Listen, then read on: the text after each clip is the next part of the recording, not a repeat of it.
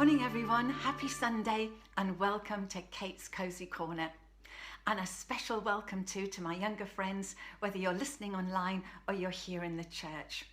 Now it's week 5 of our summer specials and Carrie and Jamie, well, they're off to a farm today and they are so excited because Mum has said that they'll be able to handle the animals. They can get in among the sheep, they can be with the guinea pigs and the rabbits.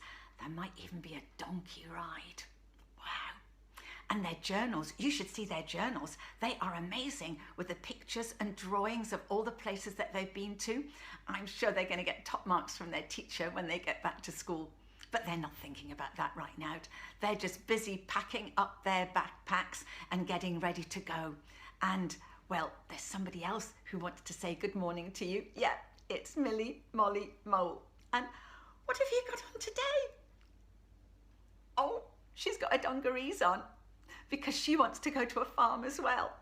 Well, I don't know about that, maybe later, but I think Millie Molly Mole needs some boots. If you're going to go to the farm, you need something on your feet.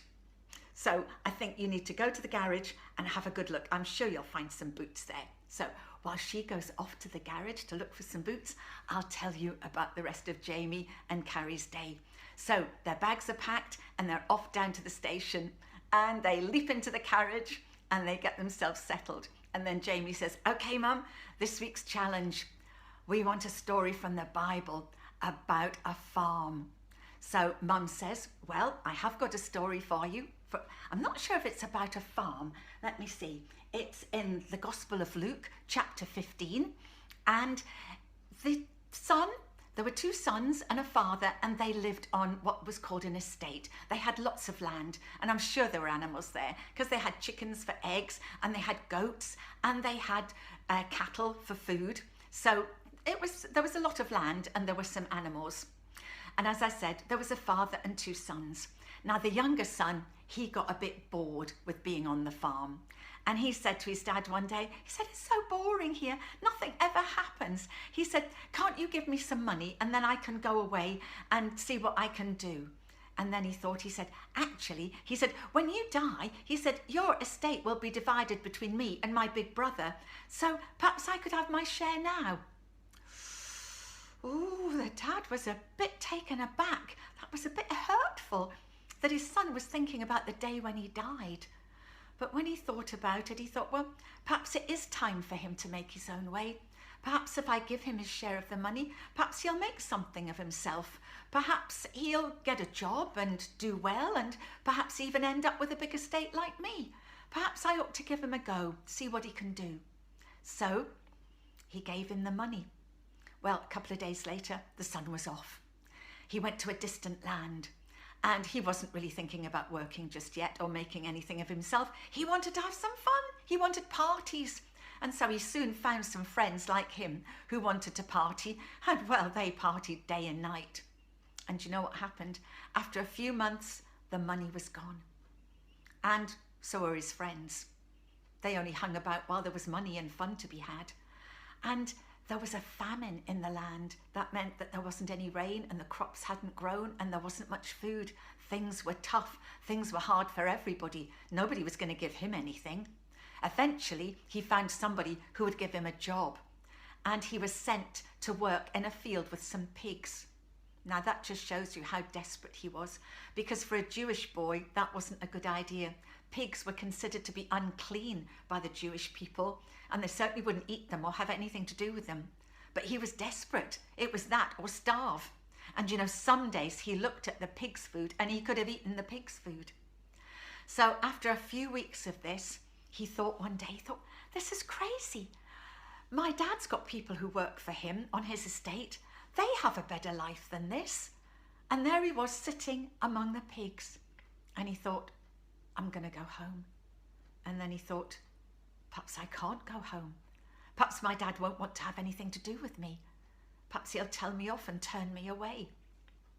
Another day went by and he thought, it's no good. I'm going to have to risk it. I'm going to have to go back and I'll just have to say, Dad, I'm sorry. I've sinned against you and I've sinned against heaven and I'm not worthy to be your son. But please, can I just be one of your hired hands? Can I just be one of your workmen? How does that sound?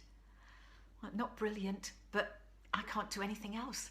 So he started the long, long, weary journey home. But he didn't know that his father had been watching out for him every single day. And by the time the lad reached the edge of the dad's estate, and he took his courage in his hands, he took a deep breath and he thought, here goes. I'm either going to be accepted or I'm going to be turned away.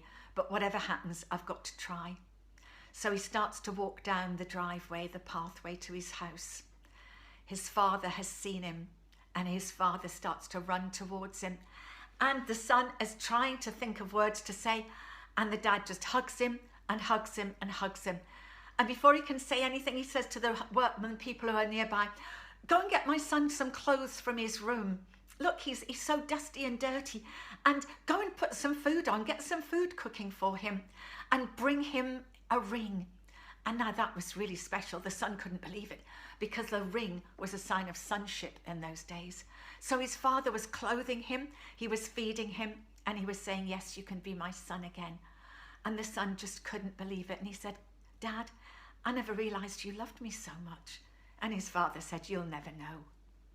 And Jesus said, that's a bit like God. That story shows us that we're a bit like the son sometimes. We want our own way. We want to do our own thing. And the dad is like God, who is just watching for us to come back and be part of his family. Wow, said Jamie, that's really emotional. What a story. Well, just then they arrived and they had to get off the train, and they went down to the farm, and boy, did they have a great day. They even did have a donkey ride, and they had an ice cream.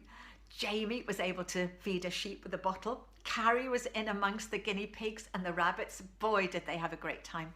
On the way home, they were so tired, but Jamie hadn't forgotten the story, and he said, Mum, I never realised that God loves us that much. And Mum said, yes, he does. He wants us to be part of his family. And Jamie said, you know, I think I maybe want to be part of that family as well. And Carrie said, so do I. Don't forget me. I want to be part of God's family too. And then Jamie said, gosh, perhaps when we go to our church on Sunday, we can ask the pastor whether we can be part of God's family. And you know, God's family is there for you too. If you're watching and you want to be part of God's family, you just simply have to ask God into your life, and you can be part of his family. Anyway, on that note, I will leave you, and I'll talk to you again next week. But oh, do you know, I nearly forgot. Here she comes. Here is Millie Molly Mo, and she's found her boots. Good girl. Well done. What's that? Where are we going? Which farm are we going to? Well, do you know, I've got a friend called Sonia, and I know where she lives. There are goats. Oh, you like goats, yeah? And I'm sure there are geese and chickens, and I'm sure she's got some dogs as well. Should we go there? Okay, we are off to see Sonia. Whoopee! And I will definitely see you again next week. So bye for now.